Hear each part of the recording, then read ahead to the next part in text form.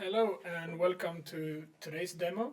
Today we're going to have a look in at the Rentalbuddy booking system. Behind me here you see the admin panel. That is one part of two that we deliver. The second part is the booking plugin, and it looks like this. And here is where we're going to start to create the booking and see how the codes are generated to the locks and stuff like that. So first of all, we're going to start on this end. I'm going to close it here just to show you how it can look on your website. So it's a booking button here and can basically be added to any website builder. So your customers will come into your website and click on this book button to make a booking basically. And I select first start date and end date, and then pickup time and return time, and then I get the availability. Also the price here is dependent on what you set up in the system. Basically you can set whatever price you like for hours, for days, etc. Then I click on book, and I can either navigate on the completion bar up here or click on go to add-ons here. This add-on step is basically for selling insurances such as like rebooking fee or something like that. There's also possibility here to have add-ons. For kayak it could be a dry bag or similar. But then you proceed to the cart, and here you get a summary of your start date and time and end date and time, the products that you wanted to rent. In here you can also switch or add more products if you like. And in here we have a starting fee. This is a forcing fee that you also can add in the system if you like, but it's not mandatory. So basically if you have a starting fee per day you could add it here. And then you proceed filling in your details. And here also the customer has the option to fill in some extra information. I'm just going to fill in something here to show you later in the admin. And then I need to accept the terms and conditions, and this is whatever you fill in here. So all of this can be managed by you in the admin panel. And then also if they like to receive newsletters and offers from you. Yeah, and there's also a field for campaign codes here. And then I click on pay, and I'm going to be redirected to our payment provider Stripe. So here you could choose to pay by card, and there's a few more options such as Apple Pay and Google Pay. For Swedish customers, Swish is coming soon as well. And basically click on pay. Now the customer will be redirected to a thank you page. So here again we get a summary of pickup and leave back, customer details, the product that you rented. Here is also an area for you to fill in some thank you text or similar, and also the location of the site.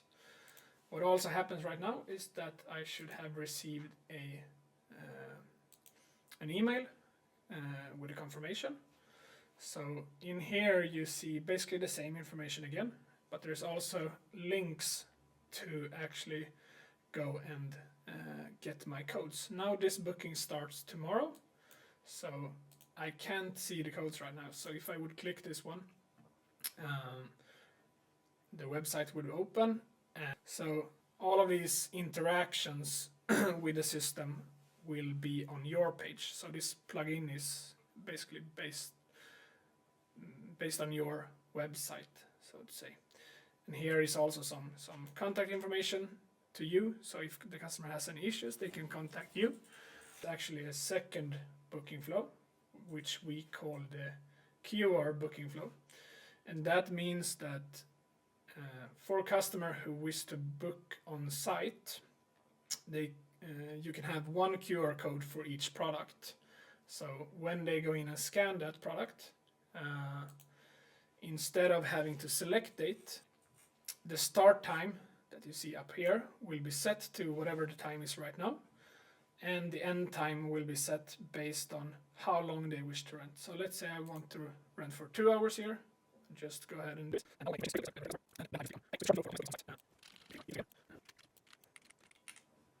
And click on pay. There's a bit of difference in the flow right now. Previously we came to a confirmation page. Now we come directly to the unlock page. And this is the page that you would appear on for my booking that I had right here. So if I would visit this email and click here, once I am at the location tomorrow at 14, I would end up on this page instead. And yeah, so here I get my product that I rented, the lock that is connected to it, and also the PIN code. Here we also have a storage unit. So basically, if you like to have some add-ons in a storage unit, like dry bags, or if you want to store paddles or life vests, or any kind of accessory, or it could also be an access point. Let's say you rent out trailers and you have a gate to access the trailers, then you could add that here as well. So the text here, storage, is customizable by you. Let's go into the admin panel. Before we go ahead and look at the booking that I just made, I just want to spend a few minutes on the structure of our system. So up here in the menu that you can collapse and open, we have 3 terms. It's account, it's site, and stations. So it's possible to have multiple sites in one account, so you can handle multiple locations basically in one admin panel. There's the languages you want to show in the booking view, time zones, product type, which determines what is shown here in the completion bar. Some options for different rental businesses like bicycle, boat, sauna, and you can also select to hide. We have the terms and conditions that the customer needs to accept in the cart step. Here under booking confirmation, we have a few text areas that you can edit. So there's a text in the booking confirmation email, and there's a text on thank you page. For open dates, the first setting here is maximum and minimum booking length. So depending on what you input here, that I want to book from 18 today, I'm not able to select 19 as a return time, because the minimum booking length is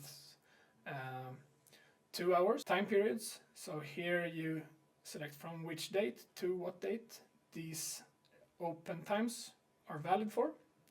And as you see here, you can have multiple time periods. Moving on to stations. Stations is basically a holder of locks. So in here you will see a list of locks. So here, and this comes pre-configured from us. We set up the locks in the system. The only thing you have to do is to connect the lock to a specific product. Let's say a product is broken, someone calls you, and then you can inactivate that lock so you don't get any more bookings on that lock. But let's go and have a look at the booking we just made.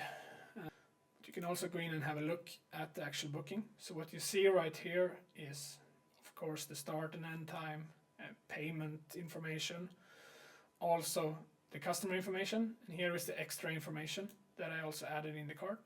The important part here, and the things that a lot of customers asking about, is what happens if, let's say, a lock can't be opened or a product is broken and the customer calls me. What you will do by then is to go in and click edit and just go in here and switch lock to a different lock. And this list keeps track of which products or locks that are available, so you won't be able to make any double bookings here. It's only the ones available that appears here. So then if I go back and just update this page, a new PIN code is generated. And if I would also go here and click on open lock, the PIN code will be updated. So there's no need for some extra communication with the customer. You can just tell them to go and reload this page or click the link again. No need for sending an extra SMS or email or such. The booking management gives you an overview of your day. So here on the left hand side you see each lock. You see the product connected to that lock. And you see them in a list down here as well. Some short summary of what products it is. Also the status of them, if they have been picked up or returned. And also from here you can go in and have a look at them. Customers is just a list of all of your customers. So in here you fill in basic product information. Say 1 hour cost 100, 2 hours 200. It will automatically populate the rest based on what you filled in. Let's say 3 hours cost 250.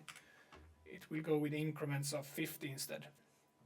And here you're also able to input high season prices and low season prices. Under the promo code section, you have the possibility to create promo codes. Then the FAQ section into this book buttons guide and see how you implement the book buttons on your website. Yeah, that is it. Just reach out to us if you have any questions. We are here to help you, and if this video didn't answer all of your questions, just give us a call. Yeah, thanks for today.